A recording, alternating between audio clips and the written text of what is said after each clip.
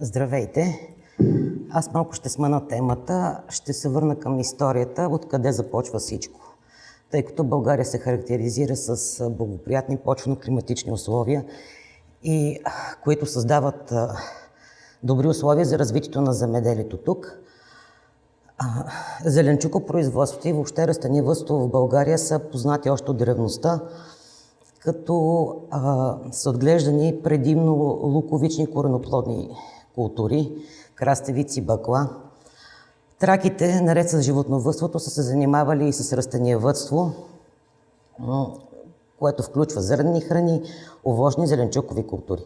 През 2-3 век те повишават своята градинарска култура от римските градинари, като прилагат техните методи за получаване на по-ранна и по-висока реколта и внедряват тяхното сортово многообразие. След създаване на българската държава, необходимостта от подсигуряване на продоволствените нужди на армията определи характера на нашето растениевъдство и земеделие, като по това време основните най-разпространени зеленчукови култури са лук, чесън, прас, зеле, ряпа и различни кореноплодни. Характера на стопанството е предимно феодален и той се запазва до края на Второто българско царство, като за снабдяването на войската и градовете с храни основно значение имат както болярските, така и манастирските стопанства. След установяване на Османската империя по нашите земи, първоначално властта запазва старите закони и обичаи при подчиняване и организиране на поземлената собственост и производство. Целта е да поддържат продоволствената си база. По това време зеленчукопроизводството в България, зеленчукопроизводството е концентрирано около Цариград и се владее основно от гърци и караманлии. Последващите поземлени реформи, които се основават на разпределение на завладените български земи, ги разделят на спахийски, зимски и вакъвски, възникват нови условия за развитие на зеленчукопроизводството. Селищата, които развиват различни дейности по задоволяване нуждите на армията и администрацията, като добив на метали, отглеждане на животни, храни и така нататък, се обявяват за войногани, а селата за вакъв. Създават се условия за по-добра производствена дейност, а реквизицията на стоките частично е заменена с система на изкупуване, което пък от своя страна довежда до развитие на стоково-паричните отношения. Повишената серийност на някои продукти засилва специализацията на отделните групи производители, като по този начин се оформя разделението на занаятите по специалности. Занаятчиите от отделни браншове започват да се организират в професионални организации, наречени еснафи, с цел защита на интересите си. Това производство се записва в специална книга, наречена Кондика на еснафа.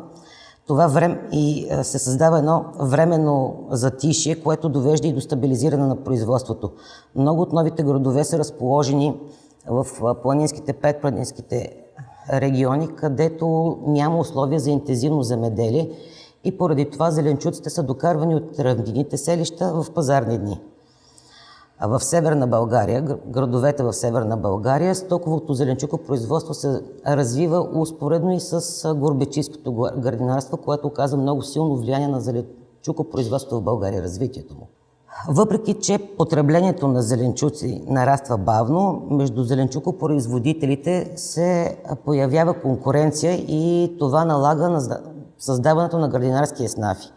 В турските документи за статута на някои селища във Великотърновския окръг през 17 век се посочва, че според официалните кадийски регистри в София през 17, 18, 19 век съществуват около 63 еснафа, като сред тях е записан зарзаваджийски еснаф, само от рая българи, които продавали само зеленчук, лук, кромит, магданос, панак и прочие, наречени официално от властите зарзаваджан или себзарзаваджан.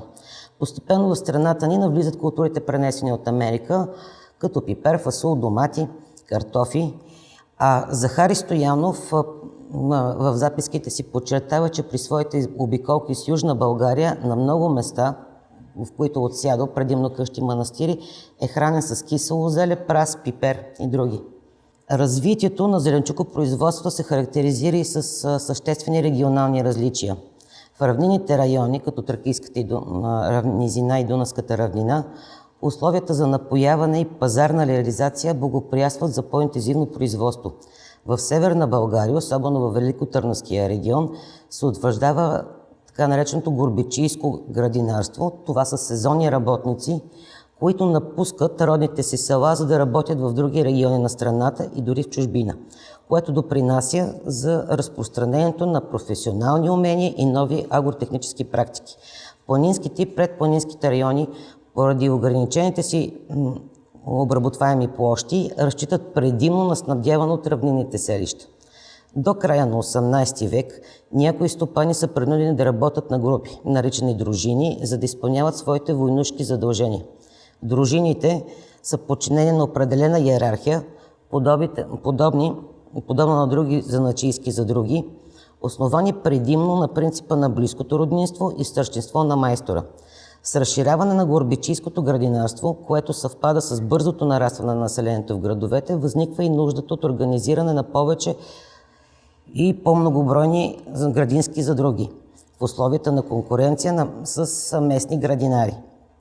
До първите десетилетия след освобождението, зеленчукопроизводството не се променя съществено, то е дребно, натурално, разпокъсано и примитивно.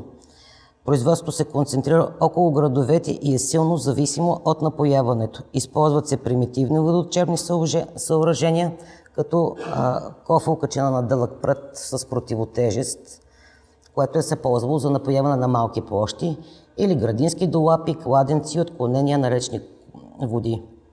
Постепенно се формират по-устойчиви градински задруги, изградени върху принципите на доброволност, равноправие и колективна отговорност.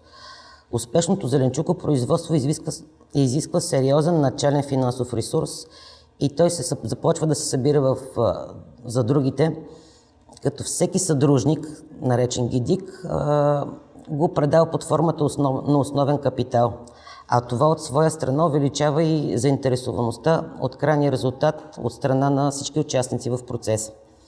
Всички права и задължения се уточняват устно при спазаряване на другата, без да се съставят писмени документи. В времето се съзнава и необходимостта от съставяне на професионална градинарска организация. И така през 50-те години на 19 век се създават и първите професионални градинарски дружества с утвърден устав, а към тях се създават и помирителни комисии. В първите десетилетия след освобождението площите с зеленчукови култури в страната са относително неравномерно разпределени и ограничени.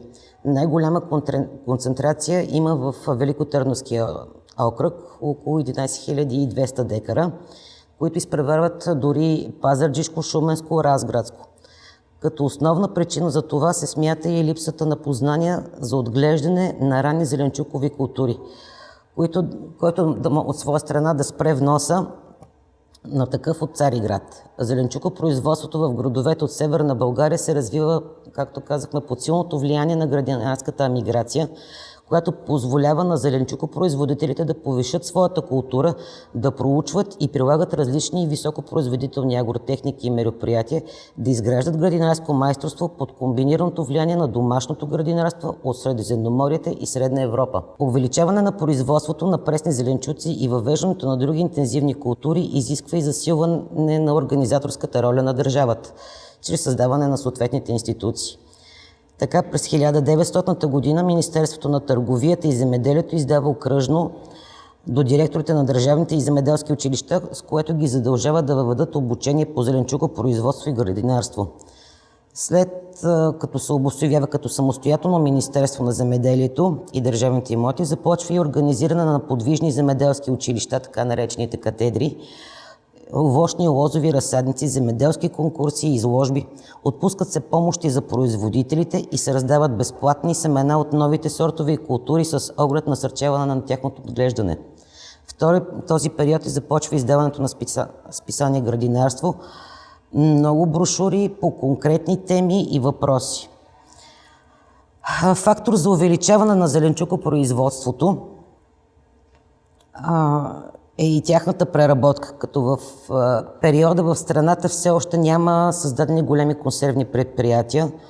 Масовата форма на консервиране са туршиите и сушени зеленчуци, като в периодите до Първата световна война се забелязва нарастване на износа на пресни преработени зеленчуци, като при картофите той е най-голям и се характеризира с силна трайност. Износът е насочен основно към съседните балкански държави, които пък са с сходен климат на нашия и структура на земеделието, което е една от основните причини за непостоянния характер на износа. А това от своя страна за решаването на този проблем се налага и намиране на нови партньори и разнообразяване на асортимента. През Първата световна война намалява зеленчукопроизводството поради мобилизация. С цел компенсиране недостиг на зеленчуци на градските пазари, общинските съвети правят реформа, като започват да отпускат общински земи на отделни семейства, организират, които да ги обработват, организират се полкови гарнизонни зеленчукови градини от горбачи, градинари от Великотърновския окръг. Войната нанася огромни щети на зеленчукопроизводството и развитието на земеделието между двете световни войни, следвайки общоикономическото развитие на страната и измененията в световната политика. Хиляди горбичи и градинари са принудени да се завърнат в България, загубват своя ценен инвентар на Запад и капитал. Към страната успоредно с това започват и масово да се изселват бежанци от Македония, Егейска и Източна Тракия, насочени предимно към градовете, което от своя страна създава и проблем с тяхното изхранване. Но именно богатия опит в ефтино и масово производство на зеленчуци се превръща в алтернатива за справяне с проблема. Тъй като зеленчукопроизводителите у нас са дребни собственици, производството е екстензивно. Градинарите са от основните райони на страната, понасят кризата с големи материални лишения. Започват си усилия за интензивно, форсирано градинарство, което налага модернизация и търговски капитал. Разраства се броя и капацитета на консервните фабрики, което отваря възможност за износ освен на пресен, но и на консервирани зеленчуци. И през 1928 година се учредява Български професионален градинарски съюз, който защитава или би трябвало да защитава интересите на градинарите. С цел регулиране на търговията с зеленчуци срещу прекупвачите се създава и градинарска кооперативна централа през 1931 година. Към градинарските дружества се основават и организации за пласмент на продукти и снабдяване с материали. И така през 30-те години на 20 век зеленчукопроизводството започва да се развива вече с по-ускорени темпове. Държавата осъществява своето законодателно уреждане на градинарската професия. През 1936 година е приет закон за насърчаване на градинарството. С него се уреждат и въпросите относно признаването на земеделските стопани градинари. Закона се допълва съответно и през 1941 година. Започва и едно кредитиране при по-благоприятни условия на градинарите. Намаляват се пазарните и транспортните такси за тях, подобрява се организацията на производството на семена и се засилва държавния контрол върху дейността на частните и кооперативни семепроизводители. През 1939-1940 година се откриват и практическо земеделско училище по градинарство в Горна Оряховица. Но след 1944 година земеделието претърпява цялостна реорганизация. Създава се така наречените държавни земеделски стопанства, ДЗС, ТКЗС-та, а зеленчукопроизводството навлиза в един нов етап по своето развитие, който се характеризира с колективизация на земята, централизирано планиране и постепенно въвеждане на механизация и научно обосновани агротехнически практики. И тези промени поставят началото на едни дълбоки структурни преобразования в сектора, които определят и посоката и темповете на неговото развитие през втората половина на 20 век.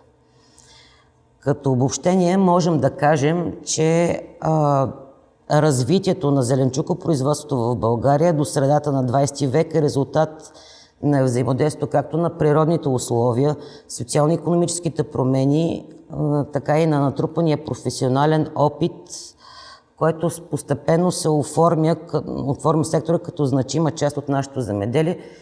Голямо значение имат, отново повтарям, тези градинарската емиграция, която внася различно ноу-хау и механизация в България. Благодаря за вниманието.